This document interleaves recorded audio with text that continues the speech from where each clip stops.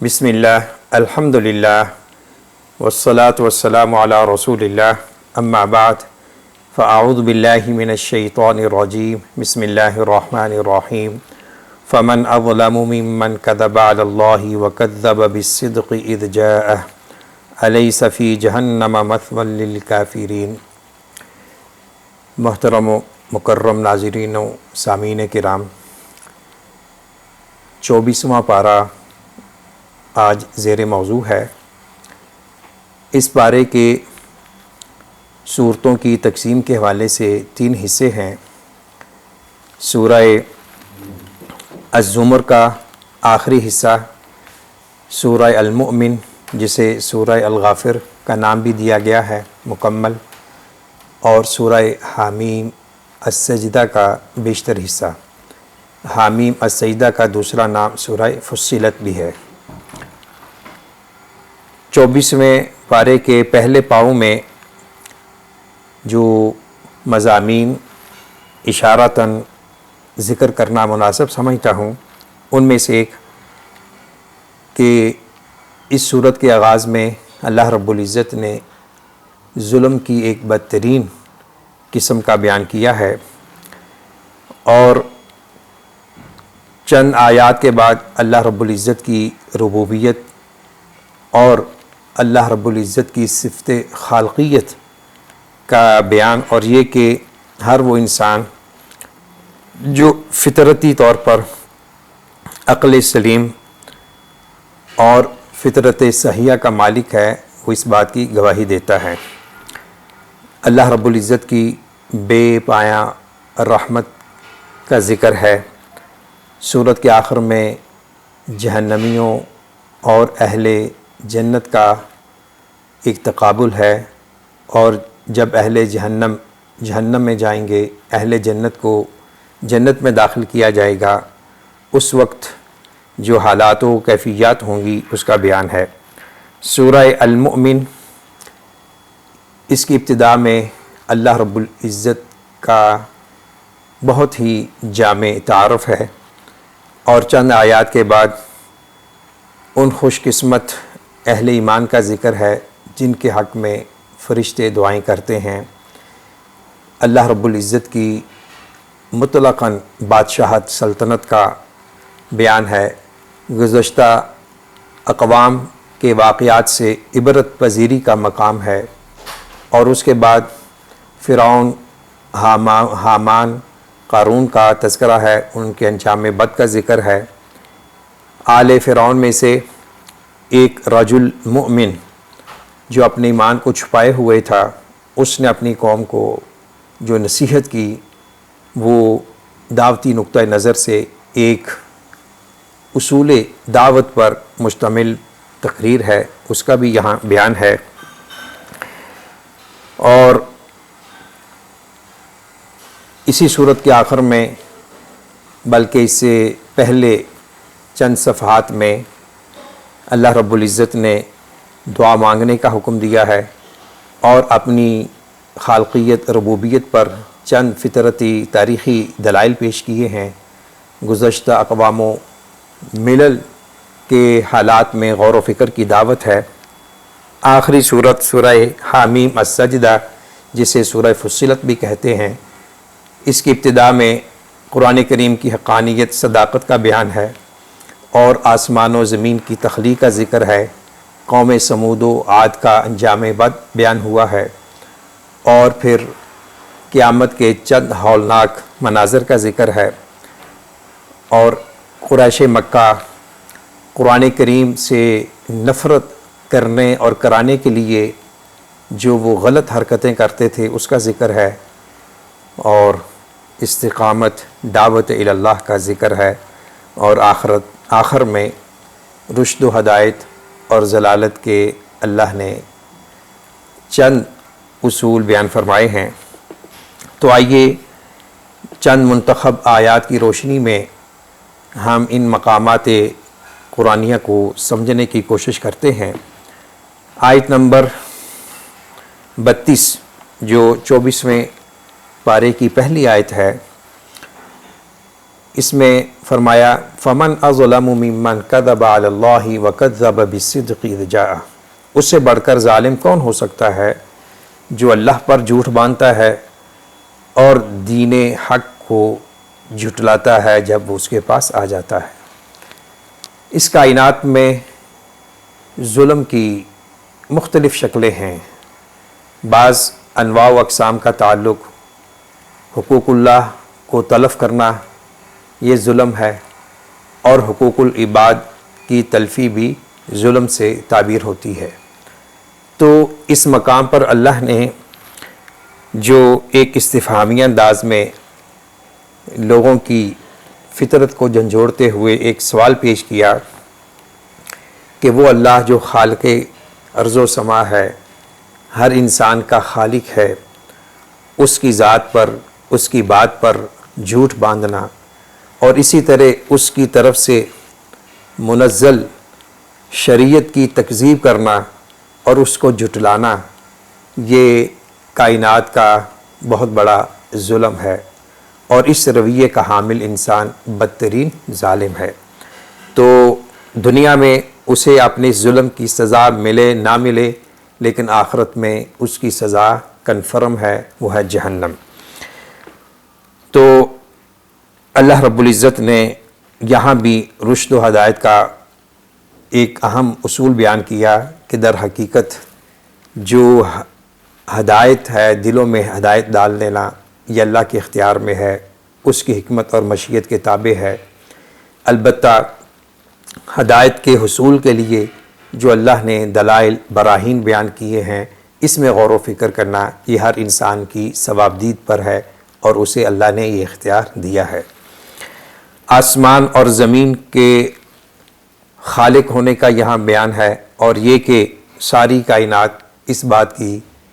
گواہی دیتی ہے، زبان حال سے یا زبان مقال سے۔ ان کی فطرت سلیمہ اس بات پر بین دلیل ہے کہ آسمان و زمین کا مالک خالق وہی ہے، تو پھر اس کا نتیجہ یہ ہونا چاہیے کہ وہی اللہ عبادت کے لائق ہے۔ اللہ کے رسول صلی اللہ علیہ وسلم کو حکم دیا گیا ہے کہ آپ اپنی قوم کے اعتراضات، شبہات اور ان کی اذیتوں سے دل برداشتہ نہ ہوں، اور یہ کہا کریں حسبی اللہ علیہ یتوکل المتوکلون، مجھے اللہ ہی کافی ہے، توکل کرنے والوں کو اللہ کی ذات پر توکل کرنا چاہیے۔ اور جو بالکل ہٹ دہرمی میں، تکبر میں اور انکار حق میں آخری حدوں کو چھو رہے ہیں، ان کو بتا دو کہ اگر تم نہیں مانتے تو پھر ٹھیک ہے، تمہارا عمل تمہارے ساتھ، اور میں تو اپنے دین پر کاربند ہوں۔ اللہ رب العزت نے آیت نمبر 42 میں جو ایک اہم حقیقت بیان کی ہے، جس کا تعلق انسان کے روزمرہ عمل سے ہے، وہ ہے نیند۔ نیند کو اس آیت کی روشنی میں مفسرین نے اخت الموت یا اخ الموت کہا ہے، اور اسی سے استدلال کیا ہے کہ وفات کی دو بڑی قسمیں ہیں، وفات کبریٰ، وفات صغریٰ۔ وفات کبریٰ جب انسان اس دنیا سے رخصت ہو جاتا ہے، اور وفات صغریٰ کہ انسان جب رات کو سوتا ہے تو اس کی روح اس کے وجود سے الگ ہو جاتی ہے۔ تو یہ جو نیند ہے، یہ بھی اللہ کا بہت بڑا انعام ہے، اکرام ہے۔ اللہ چاہے تو انسان کو اٹھنے کی توفیق عطا نہ فرمائے، اور اللہ تعالیٰ بہت سے انسانوں کی روحوں کو دوبارہ بھیج دیتے ہیں۔ اور آیت نمبر 41 میں قرآن کریم کی حقانیت کا بیان ہے، اور اسی طرح توحید کا اس بات اور شرک کی سنگینی اور اس کی شناعت کا بیان کیا گیا ہے، اور مشرکین کی ایک نفسیات کو بیان کیا کہ جب ان کے سامنے اعلان توحید ہوتا ہے، توحید کا بیان ہوتا ہے، تو ان کے دل سکڑنے لگتے ہیں، ان کے دلوں میں ایک انقباض پیدا ہو جاتا ہے، کراہت، نفرت کے جذبات پیدا ہوتے ہیں۔ اور ایک آیت جو آج کل کے دنوں کے تناظر میں بھی ہمارے لیے ایک بہت بڑی امید ہے، روشنی کی کرن ہے، قُلْ يَا عِبَادِيَ الَّذِينَ أَسْرَفُوا عَلَىٰ أَنفُسِهِمْ لَا تَقْنَطُوا مِن رَحْمَةِ اللَّهِ ان اللہ یغفر الذنوب جمیعا انہ هو الغفور الرحیم، کہہ دیجئے میرے ان بندوں کو جنہوں نے اپنی جانوں پہ ظلم کیا ہے، اللہ کی رحمت سے مایوس مت ہوں۔ انسان کی زندگی مختلف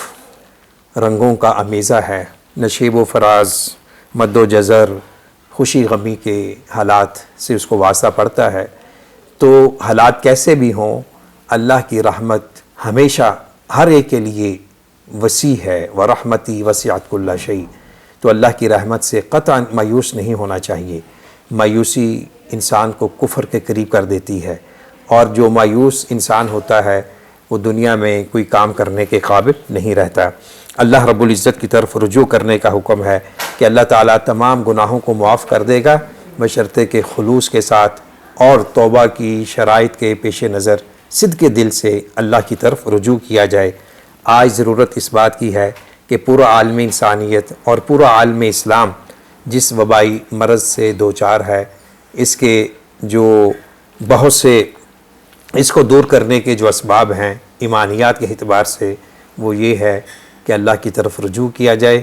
اور اللہ سے پکی سچی توبہ کا عمل اختیار کیا جائے۔ تو وما قدر اللہ حق قدری، کہ لوگوں نے اللہ کی قدر نہیں کی جس طرح کی قدر کرنے کا حق ہے، یعنی یہ ساری کائنات اللہ کی ذات، اس کے وجود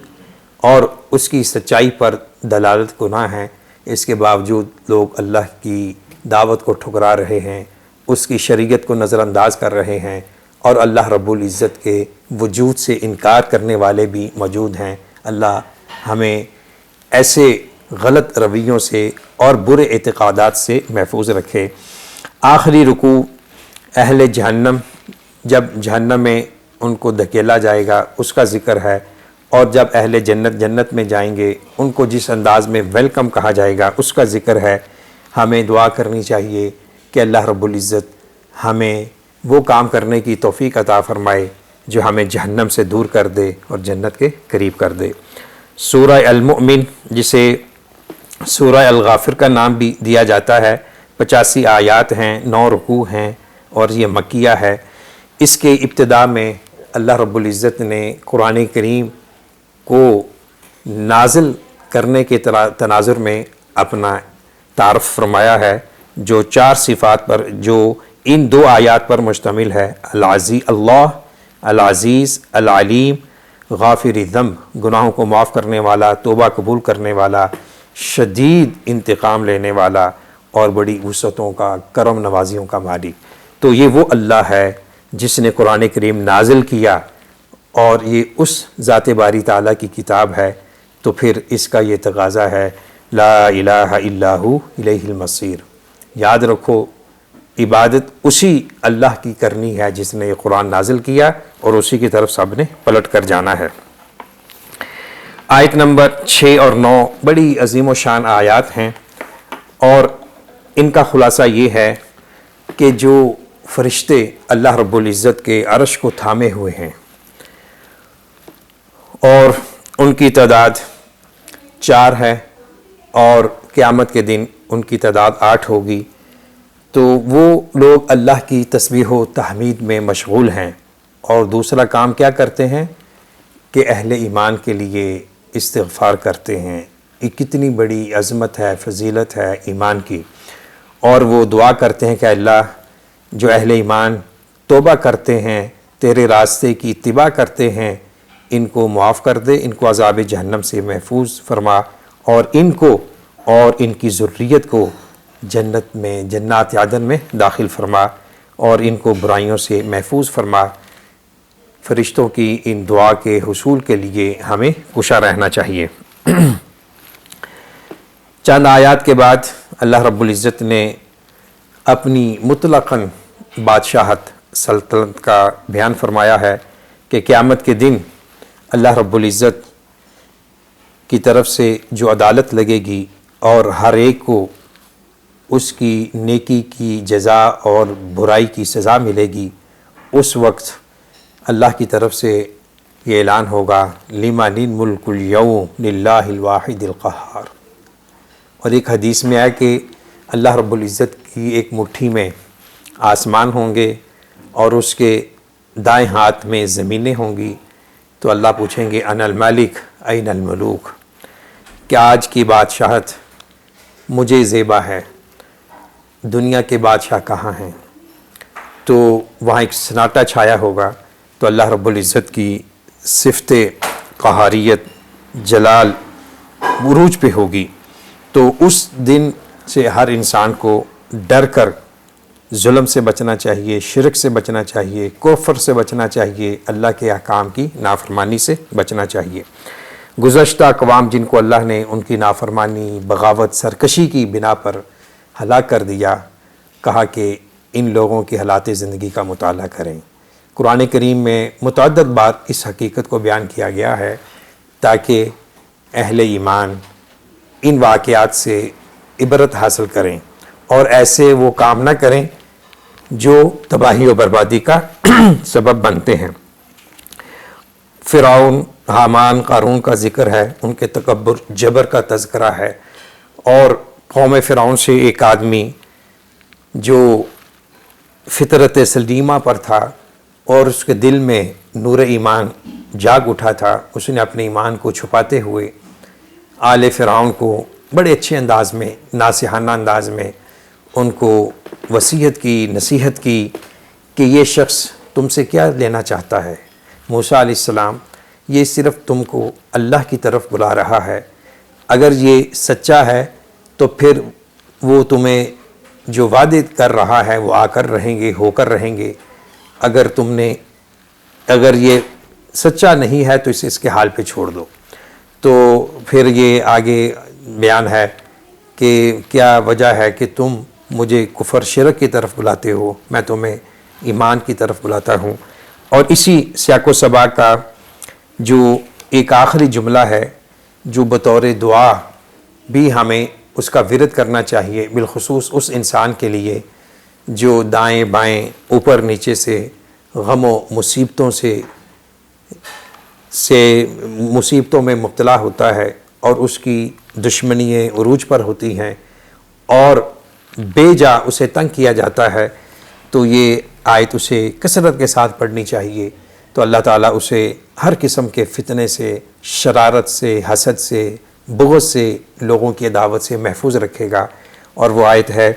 وَأُفَوِّضُ أَمْرِي إِلَى اللَّهِ إِنَّ اللَّهَ بَصِيرٌ بِالْعِبَادِ، یہ آیت نمبر 44 ہے، تو اس کا کثرت سے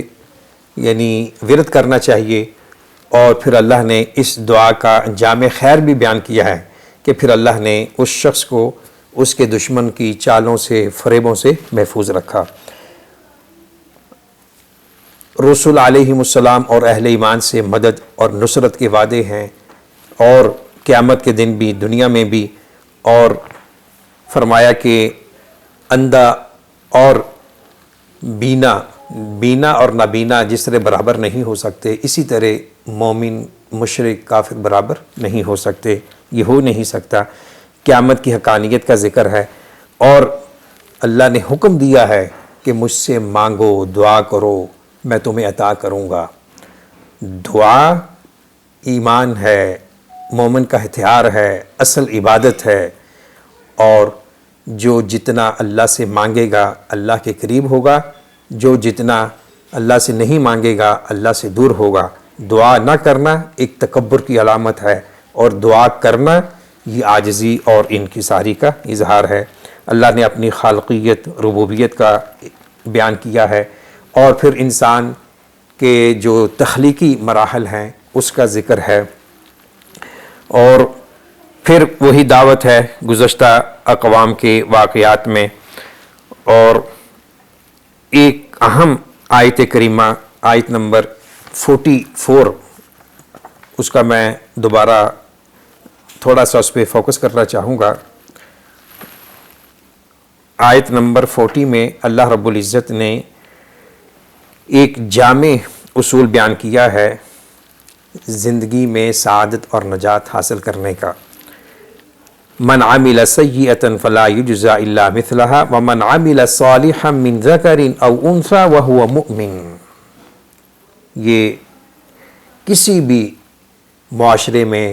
کامیاب زندگی گزارنے کا ایک اہم ضابطہ ہے وہ ضابطہ کہ جس کو چیلنج نہیں کیا جا سکتا، کہ جو شخص نیک عمل کرے، خواہ وہ مرد ہے عورت ہے، حالت ایمان میں، تو یہاں فرمایا کہ ایسے لوگ جنت میں داخل ہوں گے، ان کو بغیر حساب کتاب رزق ملے گا۔ اور سورہ نحل کی آیت کی روشنی میں اللہ ان کو حیات طیبہ سے نوازیں گے۔ حیات طیبہ جس میں صحت ہے، عافیت ہے، سکون ہے، امن ہے، سلامتی ہے، اور جس میں انسان کو طمانینت قلب حاصل ہوتا ہے، وہ ساری چیزیں حیات طیبہ میں آتی ہیں۔ اور فرمایا آیت نمبر 61 کے بعد اللہ نے جو متکبرین ہیں، جبارین ہیں، ان کا ذکر کیا ہے، اور ان کے انجام بد کا ذکر ہے کہ یاد رکھو جو قومیں ہم نے پہلے برباد کی ہیں وہ قوت طاقت میں تم سے زیادہ تھیں، تو یہ مت خیال کرو